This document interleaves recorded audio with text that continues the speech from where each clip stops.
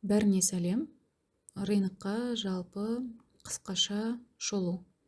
Алдыңғы сабақта айтып өткендей, біз ең бірінші үлкен таймфреймдерден бастап шолу жасаймыз, себебі ұмытып қалуымыз мүмкін да. Енді мен өзім ұмытып қалуым мүмкін, сол үшін өзіме ескерту мақсатында үнемі үлкен таймфреймдерді бір қарап қоям.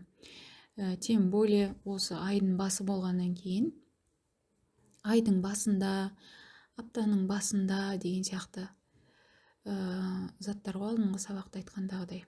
Бізде вообще ай бойынша закреп алып тұр, Міне, ай бойынша закреп алып тұр. Мен үшін шорт болуы мүмкін кез келген жерден. Аптаға да қарағанда. Так, не кетті. Аптаға да қарағанда, аптада да бізде закреп жасап қойды денемен астына. Мынау біздің маңызды деген уровень еді. Бірақ біз мына структураны қарап алуымыз керек. Структурада ең төменгі минимум, мынадан да минимум апта бойынша снятие жасалынды деп қарайтын болсақ, бір-біріне. Онда біз мына свечканың өзінде лонг қараймыз деп жобалаған едік. Не үшін? Себебі снятие болғаны үшін. И бұл свип жасады. То есть, мынандай ғой, свип жасаған кезде біз міндетті түрде лонгқа қарайтын едік. Енді дневкамен қарайтын болсақ, түсіп келе жатырмыз, дневкамен қарайтын болсақ, бізде структура лонгқа қарай ауысты. Не үшін? Себебі мынандайда, кеше қараңыз, свип жасалды, денесімен үстінде қалды, Мен ойладым, мына свип жасалғаннан кейін, мына фракталдарды немен қарап алсаңыз да болады ғой, индикаторлар қосқанда.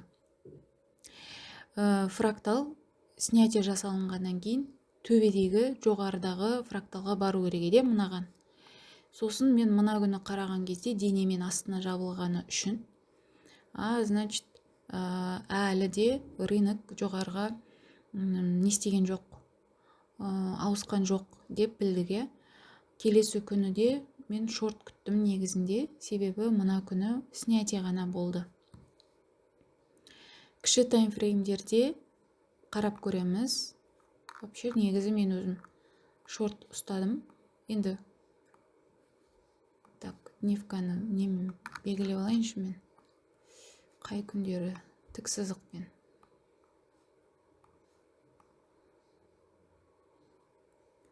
Мына сарымен, араларын.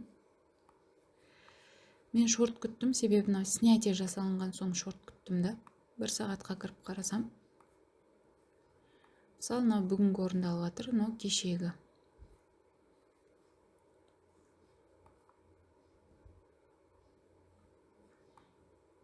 Қайдан күттім? Мына жақтан күттім. Не үшін? Себебі үлкен мына жақтағы ең минимумдар бар ғой. Солардың басынан күттім. Сөрде көем деп қарадым.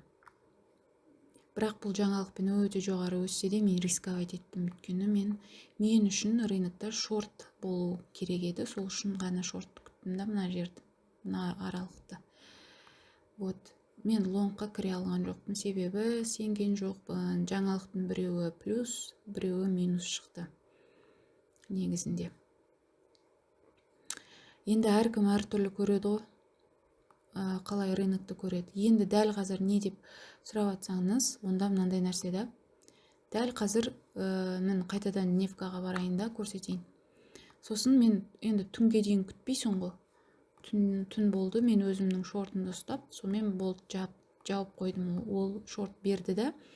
Мен ойладым, егер мына жердегі фитилге қазір астынан жабылатын болса, онда кішігірім қайтадан өз-өзін переснятие болып қайтып құлайды деп ойладым да, астыға дейін. Қарасам, бүгін таңертең мынаның төбесінде закреп болып тұр екен. Даже мынаны да алсаңыз, бүйтіп сызып қарайсыз ғой. Так, не өп кетті өзі. Мынаны алсайыншы. Міне. Мынау закреп болып тұр. және мынау закреп болып тұр. Мынау алдыңғы күнді. Бұл не деген сөз? Бұл ашылғаннан кейін баға қанша құласа да лонгқа қарау керек деген сөз.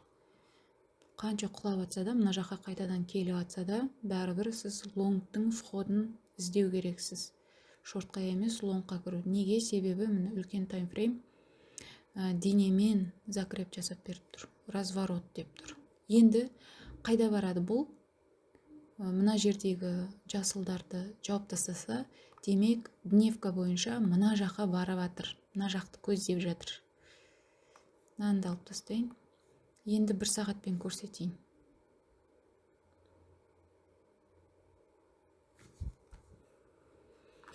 Бір сағатта да структураны осылай қарайсыз. Мысалға ең төменгі минимум мына точка, мына точка. Осыдан бізге лонгқа барам деген, біз алдында лонгты ұстадық, мына жерге дейін. Неге жартысына дейін ғана ұстадым? Негізгісі үлкен таймфрейм бойынша мына жақтағы бағыт еді. Себебі мына жақтарға закреп жасап тастады деп, мына жақтағы мынау ең үлкен минимум болса, мынау соның максимум болса, соның минимумы закреп болған соң, ол міндетті түрде шортын беру керек. Сол үшін мен жартысынан именно 50-60%-нен мына құлаған қозғалыстың сол жерге дейін ғана take profit қойып қойдым да. Мына жаққа дейін барады деп ойлаған жоқпын, көздеген жоқпын. То есть шорт бәрібір болады деп. Астына келсе тағы да лонг ұстаймын деген мақсатпен. Бірақ бұл күні позиция вообще ашылған жоқ. Сосын келесі күнге сол шортты көргенмін, төменнен жабылған соң, мына жердегі шортты ғана ұстадым. Мен үшін $20, $10 ол жақсы тейк болып саналады. Мен үшін, яғни білмеймін, басқалар $40, $60 ұстайды екен ғой. Мен үшін тұрақты $20-10 ұстау норма. Сол үшін мен керекті жерінде жауып қоямын. Так, енді мына жерде мынау шортын солай күттік, сосын мына жерде қайтадан өзі минимум жасап лонгқа берген екен. Қалай білесіз структураны? Мынаның басына закреп жасады, қараңыз. Мына денемен кеше закреп жасады. Енді тек лонг күтесін деп айтып отырадымдар. Мынаның төбесіне ендігі хай осы болды. Закреп.